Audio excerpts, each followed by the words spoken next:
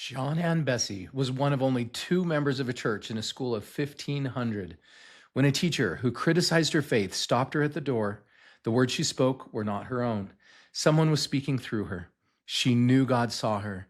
That witness carried her to BYU campus far from home, to a book she swore she could not write, and to a testimony of the Book of Mormon only an author could grasp. Stay with us as Sian carries the friendship that brought her family to Christ, the coal miners who sang in the dark, and the readers her books carried through their hardest days. Welcome to the Why We Believe show, where members of the Church of Jesus Christ of Latter-day Saints share their inspiring stories of faith and conversion to the gospel of Jesus Christ. I'm your host, Nathan Gwilliam. Hello, friends. Welcome to this episode of the Why We Believe show. Today, I'm joined by Sian Ann Bessey. Sian grew up on the island of Anglesey off the north coast of Wales, a place she has never stopped loving, and one that shows up again and again in her writing. She left Wales to attend Brigham Young University, where she graduated with a degree in communications. She never planned to become a writer. What she loved was reading, the way words could transport you somewhere else entirely. It wasn't until her father began encouraging her to write a book that she seriously considered it. Her debut novel, Forgotten Notes, was published in 2001, and she hasn't stopped writing since. Today, she's a USA Today bestselling author and a Whitney Award finalist whose novels blend tender romance, historical depth, and her Welsh heritage. She and her husband live here in Rexburg, and they have 5 children and 7 grandchildren. She's published 40 works, historical romance, romance suspense, and children's fiction. And her work has appeared in The New Era, The Ensign, and the Liahona magazine. Thank you so much for being with us today on Why We Believe. Oh, I'm happy to be here. Thank you for having me. Sian, can you start off by sharing with us something that most people don't know about you? Oh, something most people don't know about me. Well, I'll give you 2. One is kind of lighthearted and one is a little bit more serious. The first one is I never graduated from anything until I graduated from BYU. And that's because the schools in Britain don't have graduation. We just take exams and then leave, which is very anticlimactic. And then I did home study seminary, so I never graduated from seminary. So the first time I'd ever gone through graduation was when I got my bachelor's degree. And then the other thing, which maybe is a little bit deeper, is that I come from a very religious-based family. I was talking to my mother on the phone earlier today, and we were reminiscing over the fact that on both of my parents' sides of the family, we have ordained ministers, lay preachers, deacons. They were all nonconformists. And I don't know, there's always been a part of me that has felt like these ancestors, maybe they spoke to us in the pre-existence and said, if we do our part to raise this family so that it's so that when you are born, you recognize the truth and the gospel, then will you do our work? I love that. I love that. Yeah, they were good people.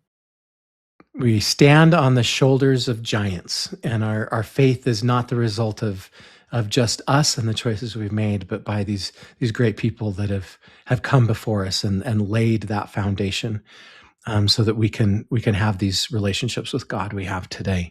Absolutely. And I can't help but think that they aren't on the other side, cheering us on and rooting us forward as we are going through our spiritual journeys here. Yeah, I think so. All right, let's set the stage. Let's establish the setting for this story. So can you tell us about growing up on Anglesey Island in Wales? Not exactly the heart of church membership. What was that experience like as a child, and how did faith play a role within that early upbringing? Well, no, it's not there are not a lot of church members there. Anglesey is an island off the north coast of Wales, and most people who claim Welsh ancestry, who are members of the Church of Jesus Christ of Latter-day Saints, they come through the pioneers that were most of the time in the coal mining valleys of South Wales. That's where a lot of the Tabernacle Choir original members came from, and the ones who came across the plains. We used to tease the missionaries when I was young that the reason that the church missionary work is so hard in Wales is because all the righteous people left in the 1800s, and it was only the hard cases that were left. But honestly, there are some really stalwart, wonderful members in that part of the world. My family joined the church when I was 10, and our family's conversion is I like to think somewhat miraculous. My father is an academic, and he did his postdoctoral work at Harvard, lived next door to another academic who was visiting from Utah, and it was the first exposure to members of the church. And my father was very interested, not because he wanted to join the church, but just because he was an academic, and that was just the way his mind worked. And so my mother approached the wife, whose name was Martha, and invited her over for some tea. And Martha said, "Well, actually, I don't drink tea." And she said, "Well, you can come for coffee then." And she said, "Well, actually, I don't drink coffee either, but I'd love to come and visit." And so their friendship began, and that family set an amazing example, kept in contact with my parents even after they returned to Wales.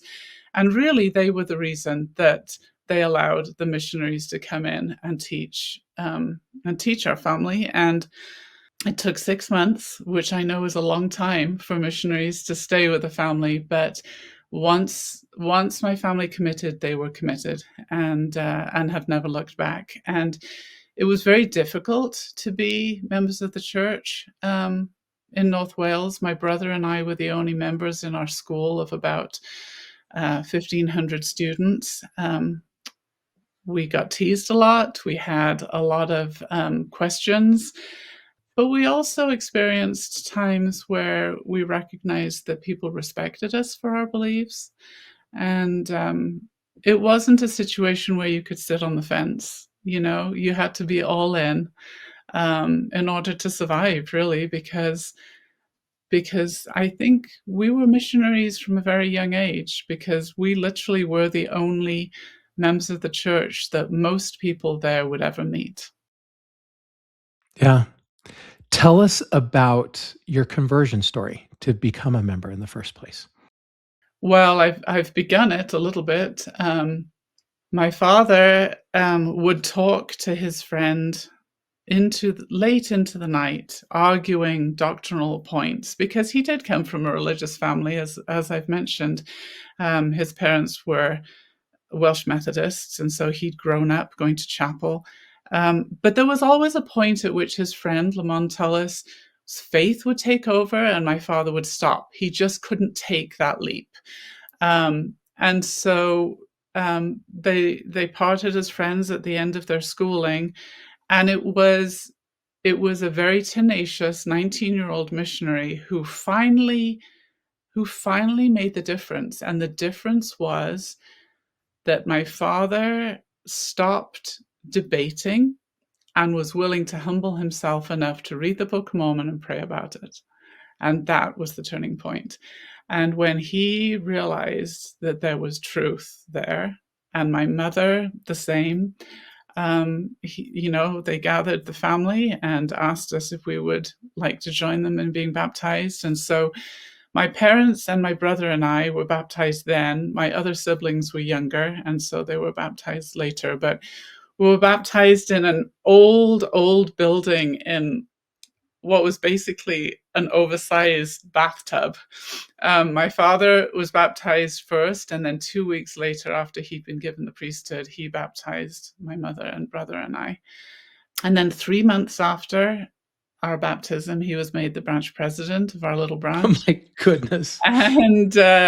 And that is another testimony that I have of the importance of senior couple missionaries, because there was a senior couple assigned, and they guided my father through what he needed to do to be branch president. 3 years later, he was the district president, and then when the district was made a stake, he was in the stake presidency. So he really didn't look back, and I think as a child, even when it was hard, even when school was difficult because we were different, I always knew that home was a safe place, and I'm so grateful for that.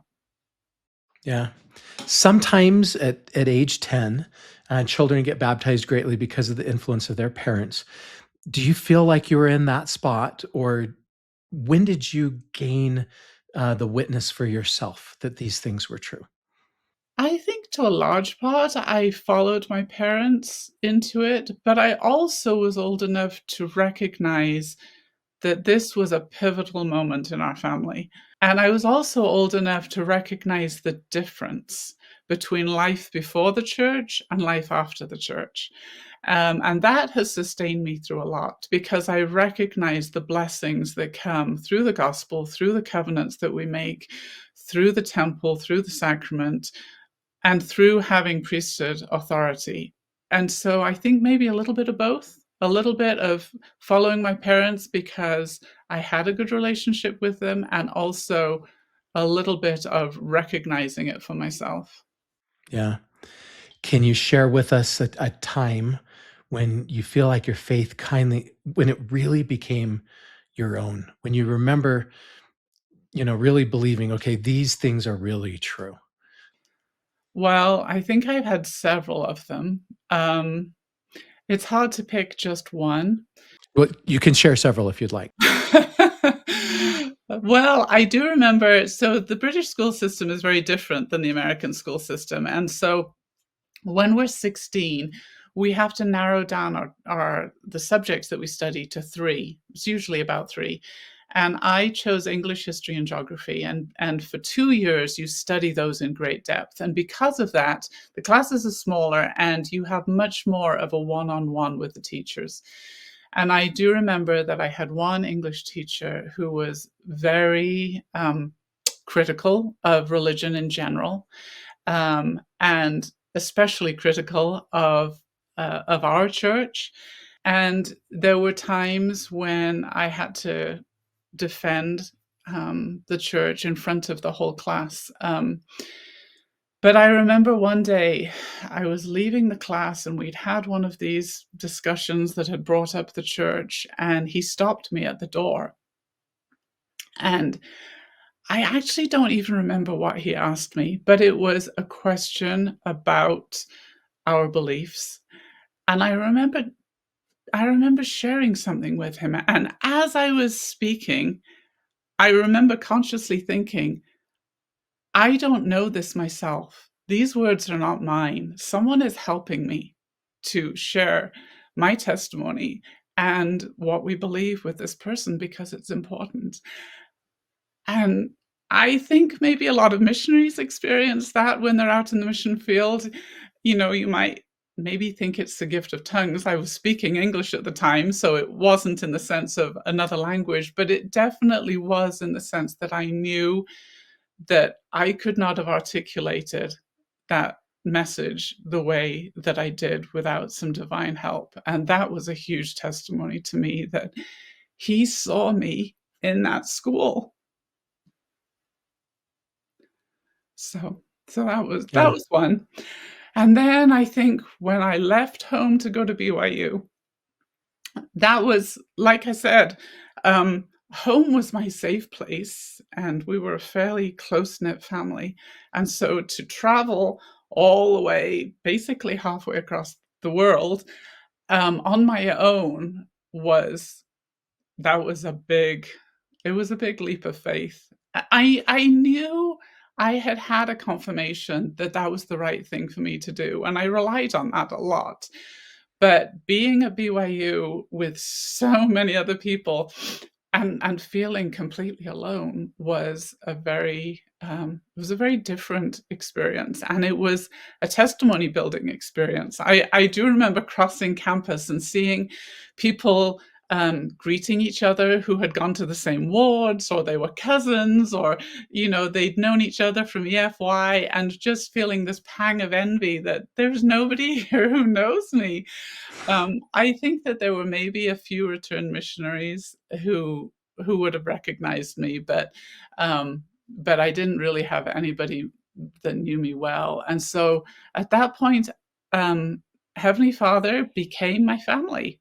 And this is going to date me, but this was before internet, before email, before FaceTime, all of those things. And so for me to communicate with my actual physical parents, I had to write a letter, and it would take 10 days to get there, and then they would answer it, and it would take 10 days to come back. And by the time you got the letter, you'd pretty much forgotten what you were asking about in the first place. And phone calls were expensive. I was limited to 20-minute phone call once a month because it cost about $1 a minute to call the UK. So I did a lot of letter writing and a lot of praying. And yeah, I feel like that was when I knew that I had someone with me. I couldn't see him, but he was there. Yeah. Yeah. Thank you for sharing. Tell me how it felt to grow up in that small Welsh branch, to be different, to grow up in the minority rather than majority, and how that shaped your faith. Um, well, we met when we first joined the church. We met in an old town hall uh, in a village called Llangefni, which is in the middle of the island of Anglesey, and people came from a few different areas on Anglesey. A lot of people there didn't have cars, so it took us a while to get to church because it was a little bit of a drive anyway. It was probably about a half-hour drive, but we had to leave early to pick a few people up en route. And we always arrived early because our meetings were on Sunday morning, and the Saturday before, the town hall was used as a social club. And so we would go, and my father would sweep away the cigarette butts from the town hall, and my mother would clean the bathroom. And so we would get the building ready. There would probably be, when we first joined the church, there probably weren't more than about 15 people attending. That number did eventually increase, and now they have their own small chapel on Anglesey. But yes, we were definitely in the minority. I think a lot of people thought we were a little odd. Drinking tea is an institution in Britain. Everybody drinks tea, and so the fact that we didn't drink tea was an outward manifestation of how odd we were. But it was a time when my testimony grew because, as I said, you couldn't sit on the fence really. You had to kind of be all in. And so even as a teenager, I was given callings. There were no other young women.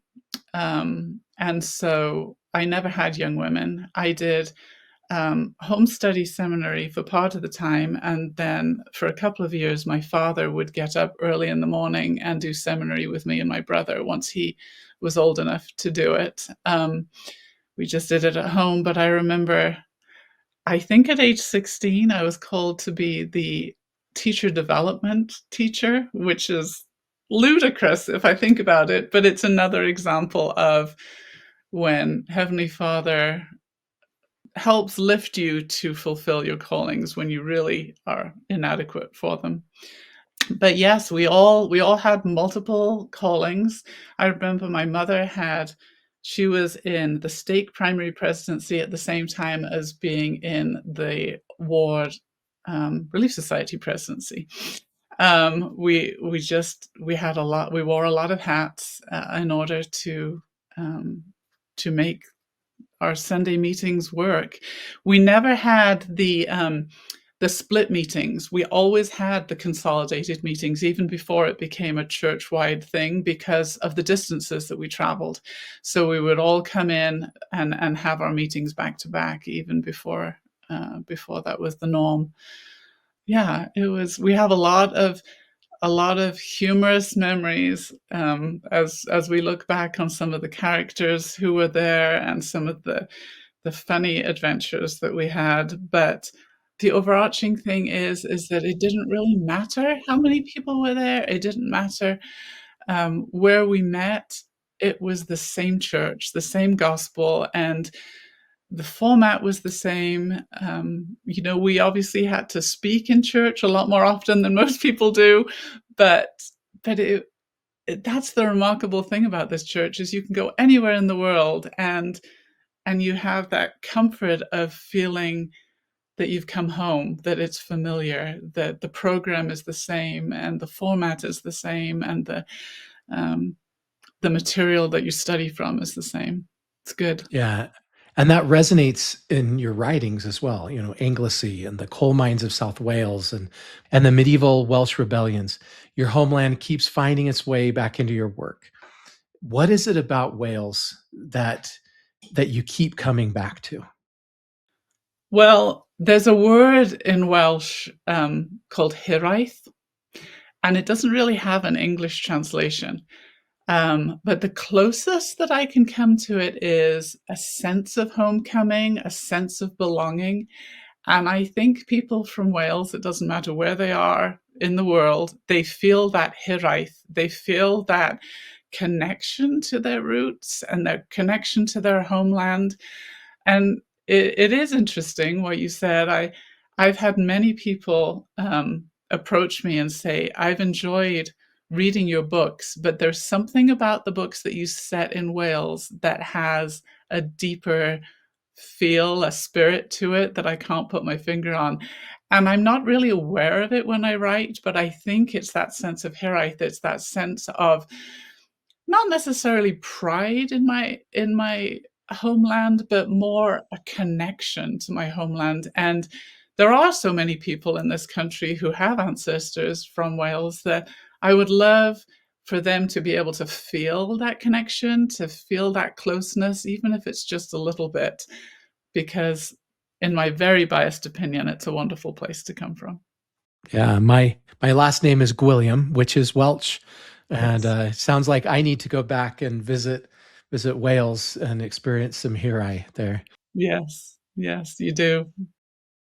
You talked about people coming from different different villages in Anglesey to come to that chapel, and I'm looking here at this village name from Anglesey that's 58 characters long. Can you pronounce that for me and maybe tell us what's fun about that name? Yes. So the village, it's a tiny village. If you're on the main road and you're driving through it, literally you blink 3 times and you've gone through it. But it has the second longest place name in the world. It's Llanfair Pwllgwyngyll Gogera Chwindrobo Llantysilio Gogogoch. I actually went to school with the children from that village, and we always said they were from Llanfair PG. We just shortened it. But we grow up saying it, and so it's not hard for us to say. There are a few cheats though, because in Welsh a double L is one letter, and so when you look at that long word, you'll see 4 L's together, and so in Welsh that's like a double letter rather than four, if that makes sense. And then a Y is a vowel, and a W can sometimes be considered a vowel, and so when it looks like there's a whole string of consonants in Welsh, there are more vowels than you think there are. Your father encouraged you to be a writer. You never wanted to be a writer growing up, and his encouragement nudged you towards that first novel. Yeah. Can you tell us a little bit more about why he did that and what he said to you and maybe why you resisted it at first? Yes. Well, as I said, I took English all the way through school, and we had to do a lot of writing. In fact, the only multiple choice exam I had ever taken before going to BYU was the ACT. All of our exams were write out. So I had done a lot of writing. And so I minored in English at BYU. And when I was in one of my English classes, we were asked to write a story based on a personal experience. And after I had finished writing it, I read it and I thought, this sounds a lot like the kinds of stories that I would read in the New Era when I was growing up. And, they would arrive in the mailbox. And so I thought, I wonder if they would be interested in this. So I submitted it to the New Era magazine. They accepted it and they asked me to write some more for them. And so I began my writing journey by writing for the church magazines.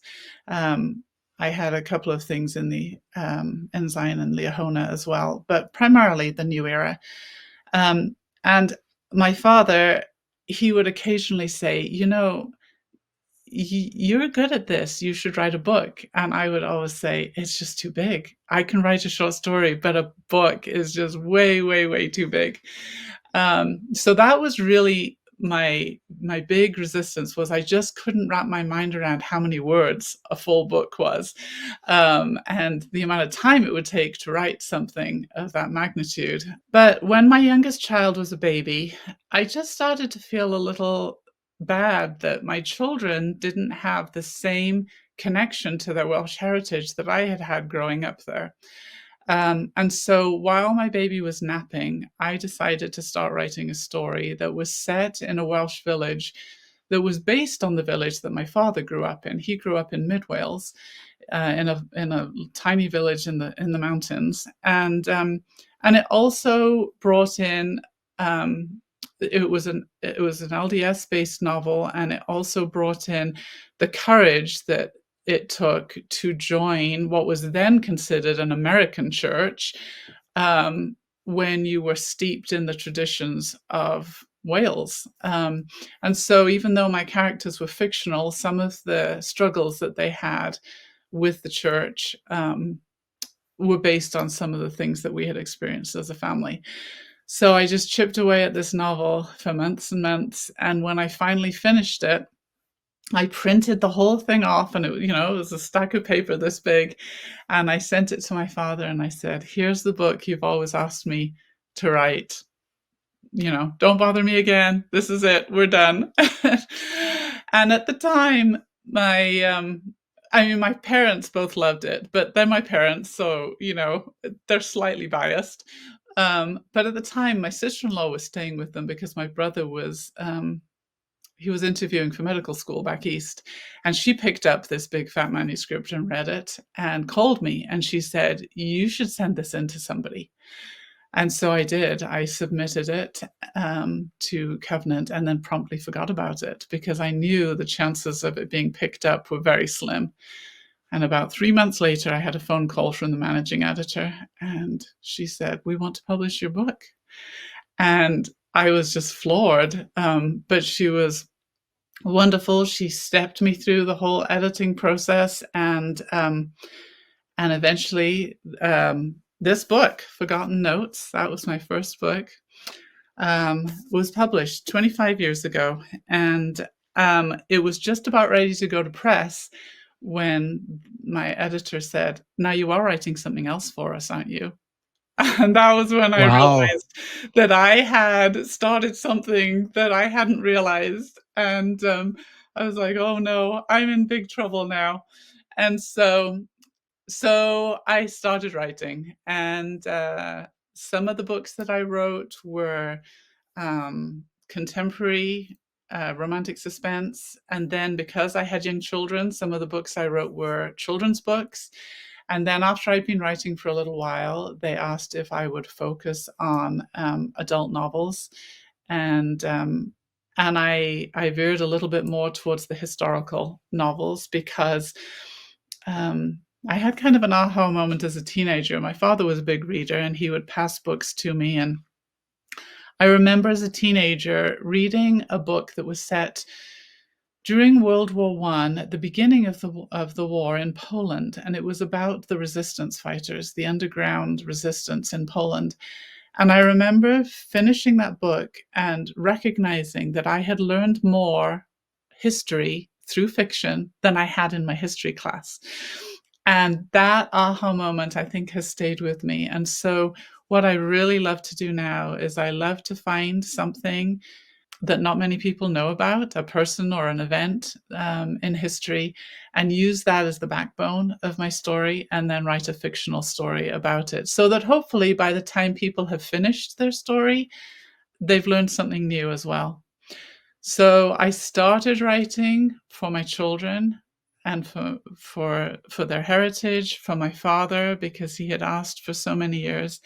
And now I write because I know that there are a lot of people going through hard things, and I want to lift them. If my writing can lift them, then I feel that I am living up to this calling that I have to be a writer. And many times during book signings, I'll have people that I've never met before come up and say, reading your book was the only thing that got me through. And then you fill in the blank, sitting next to my mother in the hospital, or when my husband died of cancer, or when I went through my divorce, or when I was so ill, all I could do was read. And that's when you feel like you've made a difference. And I pray every day before I write and at the end of the day over what I should write. I've felt the inspiration that comes. It doesn't mean that it's easy. Some days writing is very, very hard. Sometimes it's very frustrating and very discouraging, but I do know that I've been helped. And every time I open a box with a new book in it, I'm overwhelmed by what a miracle it is that all those words are there, that I've created something that wasn't there before, and that only I could do it because they're my words. And I'm it's it's a huge blessing, and I'm very humbled by the responsibility and by, like I said, that opportunity to touch people.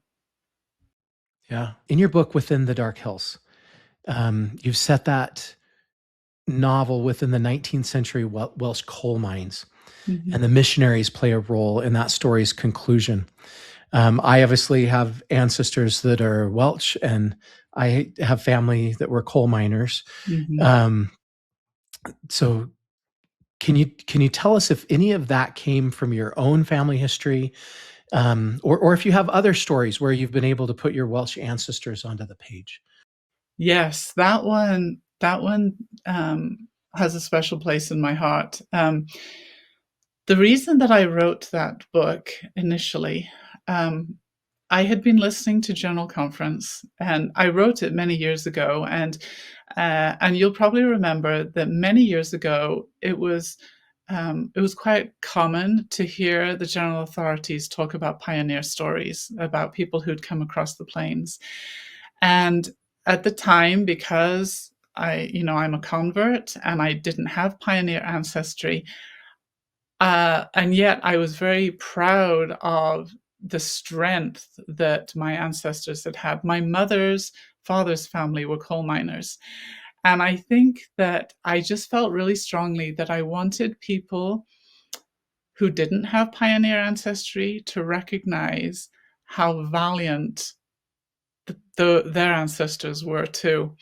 And so I did a lot of research into what it was like to work in those coal mines. And I visited in South Wales, there is a coal mine museum that where you can actually go down into the museum. They take you down in this rattling old lift elevator, and they strap a helmet to you, and you go through these tunnels. Many of them you can't even stand up, and it rains a lot in Wales, and the water has to go somewhere. They've tunneled this burrow of holes in the ground, and so the water literally runs down the sides of the tunnels, and like little rivers of red water, because very often where coal is, that's also where iron ore is, and so the water runs orange. And it was such a touching experience because Wales is far enough north that in the winter, it's dark for most of the day. And so these coal miners would literally go into the mine in the dark and come out in the dark. They lived their whole lives in the dark during the winter. It was an incredibly difficult life. And yet they were so strong and so upbeat, and they formed they formed choirs, male voice choirs, and as the crews came in and out of the mines, they would sing, and that was the beginning of the famous Welsh male voice choirs, which also was the beginning of the Tabernacle Choir. But just to see their strength and their dedication, they wanted something better. And so even though within the Dark Hills, it doesn't tell my family's story, the story of the coal miners did. My great grandfather died of black lung, which is the disease you get from being down in the mines. And I kind of wanted to honor that side of the family with this story. Um, but the conversion portion of the story is based a little bit more on what would have happened down south. My ancestors were in one of the only coal mines in the north of Wales, but most of them were in the south. Yeah. Is there a faith promoting element in one of the other books you've written that you'd like to share with us? Well, I like to think that even my books that don't have overt mention of the Church of Jesus Christ of Latter-day Saints hold that people can sense my faith. There's a lot of them are Christian based, but my historicals obviously are set before the church was restored, and so that's not possible. One of the other books that I wrote that I felt inspired to write was this it's actually a picture book. It's called A Family is Forever. And this book came about because I was actually in the family history library scrolling through census records. And I got to the point where I was recognizing the census taker's handwriting. And so as I was going through, I could stop when I got to the one who I knew had been canvassing the area where my ancestors were from. Wow. And it was such a touching experience because I remember looking at these names, and the censuses are taken every 10 years, and so you would see a couple and their age, and then you'd skip 10 years, and suddenly the couple is 10 years older, they have maybe 3 children, their mother-in-law is living with them. You see the family dynamic growing and changing, but for us, it's just a name. And so as I started thinking about that this story just sort of came to me of a little boy. It's about a little boy who goes to visit his grandparents, and there's a picture on the wall, and it's one of these old photos that were taken when cameras were very, very new. And of course, because they had to sit for so long for the photo to take, most of the time they're very solemn in it. And he's afraid of the picture. He's afraid of the person in the picture. But then he comes to learn that it's his grandfather's grandfather, and his grandfather tells him about how his grandfather used to take him fishing just as he takes the little boy fishing. Wow. And as he makes that connection and the picture becomes a real person, just as his grandfather is real to him, then the fear disappears and he feels that closeness. So it was a way of making these names become real people. That is a great story. I definitely want to get that and read that to my grandson someday. You've made a career of writing clean historical romance for a Latter-day Saint audience. Can you talk to me a little bit about maybe the friction that you felt between writing for your community and writing for a wider readership and staying true to kind of who you are? Well, to be honest, that has not been difficult for me, just because my testimony is such that I genuinely want anytime anybody sees a book with my name on it, I want them to know that it will be wholesome and uplifting and something that the entire family can enjoy. I love it when we have at a book signing, sometimes we'll have 3 generations come in, where the grandmother and the mother and the daughters are all reading my books, and that is such a wonderful thing, because that that's why I write, is so that it can bring the family together, and they talk about how much fun they have sharing books and talking about the stories, and the granddaughters will go and visit the grandmother and talk about the stories that they've read. So that part has actually not been hard. I think that the national market, if I was publishing through maybe a New York publisher, I would probably feel a lot more pressure to put maybe language in, or gratuitous violence, or bedroom scenes, or anything like that. Fortunately, I don't have that pressure, because I publish through Shadow Mountain, which is a Deseret book imprint, and I also send my books out into libraries and bookstores throughout the country. And I think for most part, they are considered Christian fiction, because there is usually a faith element in there, even if it's not overtly from our church. But yeah, that hasn't been a difficulty, partly because I've already made the decision. You remember how um, the prophets have sometimes said, if you make the decision ahead of time, then you don't have a problem making a decision later on. So, And it's so much easier to make the decision ahead of time than yes, than when you're under pressure. in the moment. Yeah. Yes, yeah. Well, Sian, it has been delightful to have this conversation with you. Thank you for sharing your stories of faith and testimony and conversion. In conclusion, why do you believe? I believe because I have had too many witnesses, personal witnesses, that there is a God, that Christ lived,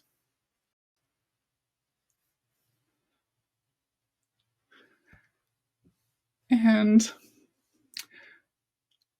that the Book of Mormon is true. I think that as an author, when we pick up the Book of Mormon, there is a spirit to the Book of Mormon. There truly is. But as an author, if I look at it just logically, I know from how hard it is to write a book that Joseph Smith, at that age, with his level of education, could not have written it. He could not have written it without divine help.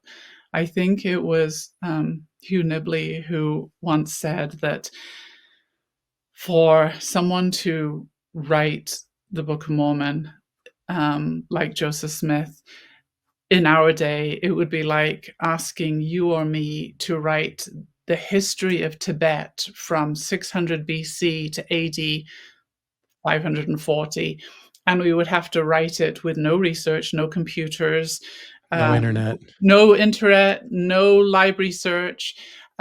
We would have to write it in 65 working days. We would have to write it with no editor, and we would have to, the first draft would be the final draft. And in the writing world, that just doesn't happen.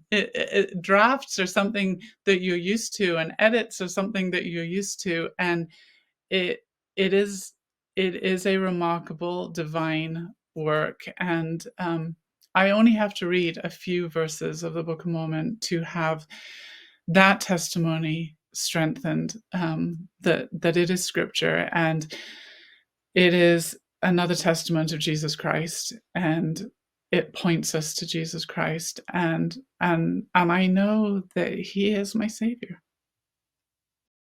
Yeah, he is the Savior. Thank you so much for being with us today and sharing. Thank you. And here are my key takeaways from this episode. Number one, standing alone for Christ can root a testimony deeper than standing in any crowd. Number two, the Spirit can give us words to bear witness that we know we could never have found alone.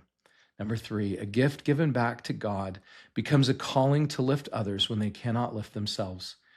Number four, decide to follow Christ before the pressure comes, and the choice is already made when it does. And finally, number five, the Book of Mormon is its own witness of Christ. No one could have written it without God. If Sian's faith and her story of believing in Christ have helped lift yours, please take a moment to help share it.